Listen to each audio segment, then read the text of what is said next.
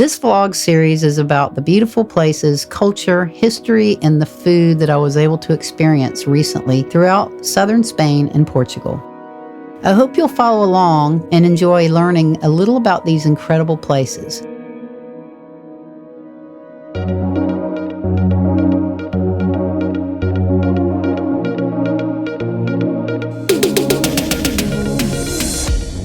On day 9 of our trip, we had a long 200-mile bus ride up the coast to the final destination of our trip in the bustling city of Lisbon.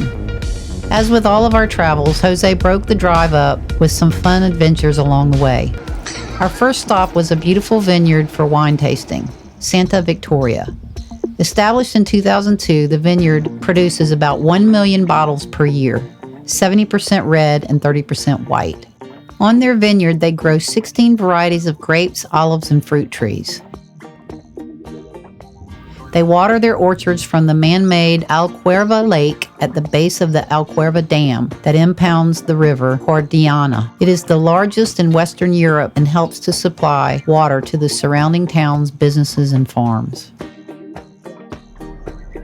Our next stop was a restaurant in the middle of nowhere called O Celeiro Reataurante TÍpico, where we were greeted by a wonderful waitstaff. They started our table of 23 off with plates of local cheese, olives, salad, fresh bread, and pumpkin jam. Carafes of red wine were freely available as we waited for our scrumptious meal of braised lamb and potatoes to arrive. The tender lamb seasoned with garlic and figs easily fell off the bone and melted in your mouth. The dessert spread included a choice of chocolate mousse or cheesecake, completing our unbelievable lunch spread of food and wine. After lunch, we waddled back to the bus in need of a nap. Our final stop was the more than 2,000-year-old historical town of Evora, just an hour from Lisbon. Its fascinating history dates back to the Celtic times when Romans occupied the city in the 2nd century BC. Many of the ruins remain, including the Temple of Diana.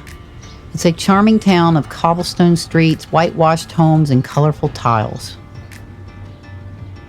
We first visited the Chapel of Bones in the 15th century church, São Francisco Church. It was unlike anything I've ever seen. As the story goes, in the 16th century, there were 42 cemeteries that took up too much space. In order to relocate the remains in a respectful manner, the monks removed the bones and used them to decorate the chapel. Their goal was to convey the message of how fragile life is. A message above the chapel door reads, "We, bones, are here waiting for yours."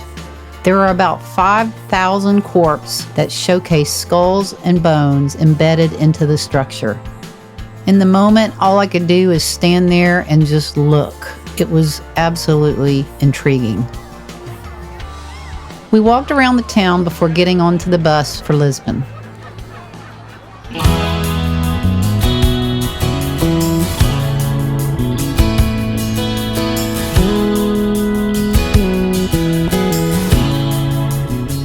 There was a celebration happening in Lisbon, and the center of the festivities were all around the hotel that we were staying at. The bus driver skillfully drove around the police barricades and cars parked along the streets to get us in front of the hotel door. We checked into the 5-star Hotel Turim, a beautiful hotel in the heart of downtown Lisbon.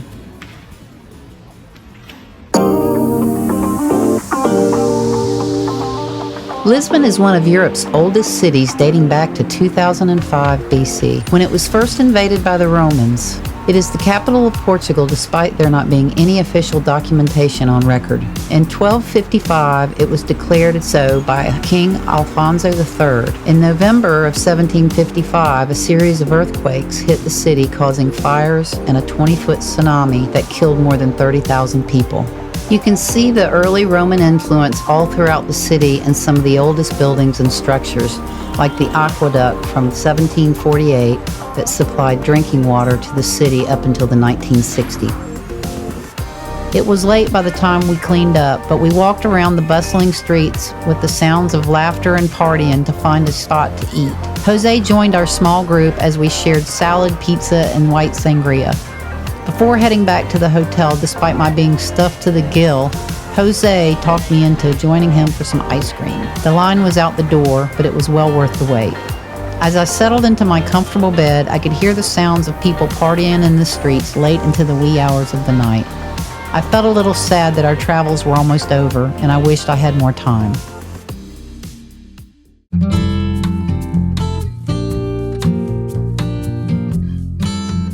On the 10th day of our travels, we got on the bus after breakfast and visited the Belem Tower, a 4-story fortress built in the early 1500s on the Tagus River. Its initial purpose was to help protect its people against possible invasions. The nearby Geronimus Monastery is a beautiful Gothic-style monastery built by architect Diogo de Boitica and is the resting place of Portuguese explorer Vasco da Gama. He was the first European to reach India by sea. Our tour guide shared all of the colorful history of the historical sites in this area, and then we walked over to a well-known bakery, Pastéis de Belém, to check out their baked bread and pastries. After our tour, my friend Teresa and I roamed the beautiful city streets of Lisbon, taking in the sights and history of this capital city. The pastel-colored buildings that cover the hillside in the distance offered a glimpse of how many people actually live in the area. We walked through the plaza near the Tagus River and then high up on the hillside to eat lunch and drink some sangria at a cafe that sits at the base of the São Jorge Castle.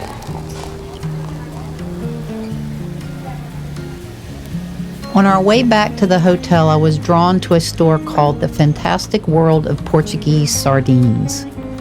They specialize in nothing but cans of sardines. Founded in Mortosa, Aveiro in 1942, it's one of the largest Portuguese canning facilities, offering 30 varieties in stores all over Portugal. The colorful artwork was what drew me into the store. It felt like a Willy Wonka factory of sardines. We spent 20 minutes just looking through the thousands of different sardine cans on the store shelves. After a long day of exploring, a small group of us finished our day by having dinner, laughing, and enjoying each other's company. The Spanish and Portuguese people have a lot of energy. They get up early, take time to relax throughout the day, and stay up very late. The Portuguese people, however, seem to turn in a bit earlier than the Spaniards did. With only one more day left, I was kind of sad that my trip was drawing to an end. That night, while I laid in bed, I wondered what our last day would be like. I fell asleep thinking about all the wonderful places we'd been so far. I really love Spain and Portugal.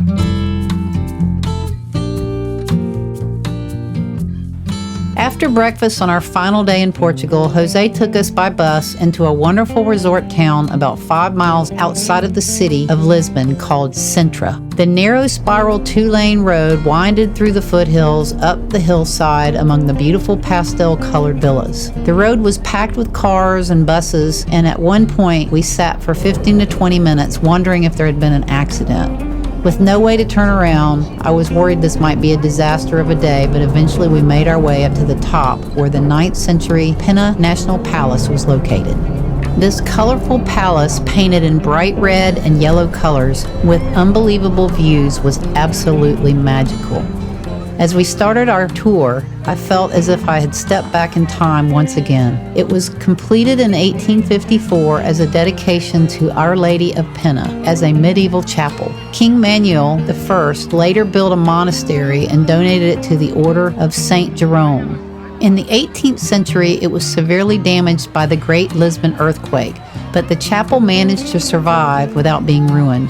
Portugal King Ferdinand II acquired the monastery and built the Grand Pena Palace as a summer residence, but after his death, his second wife, Elisa Hensler, Countess of Elda, later sold it to King Louis.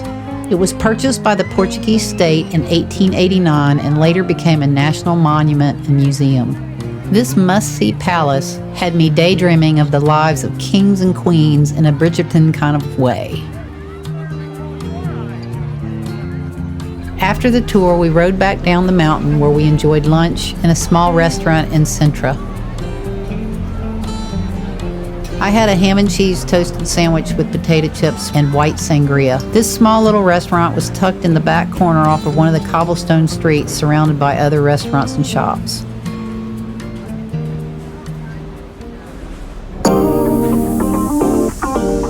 On the way back to the hotel, we took a scenic route along the coastline of the Atlantic Ocean. I admired the beautiful beaches and homes along the winding shoreline.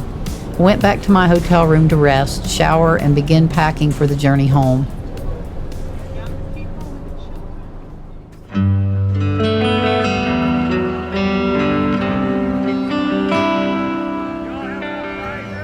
Jose had a very special farewell dinner planned that evening.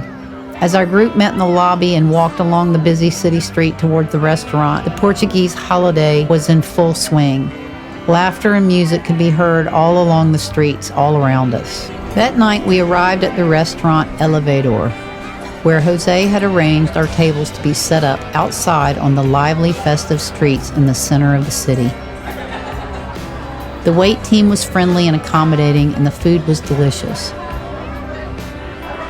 As we ate, drank, and laughed together, it was a perfect setting to bring our time together to an end.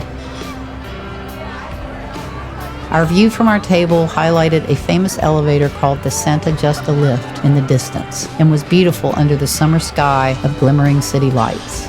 This elaborate wrought iron Gothic lift takes you 7 stories up from the lower level of the city up to the upper level of the city with stunning views of the nearby neighborhoods. It was completed in 1902 by Raoul Mesnier du Ponsard, a student of the Eiffel Tower architect Gustave Eiffel. It is one of 4 early 20th century elevators still in operation. As we walked back to the hotel, the city had become even more lively. We said goodbye to our new friends and headed upstairs for the evening.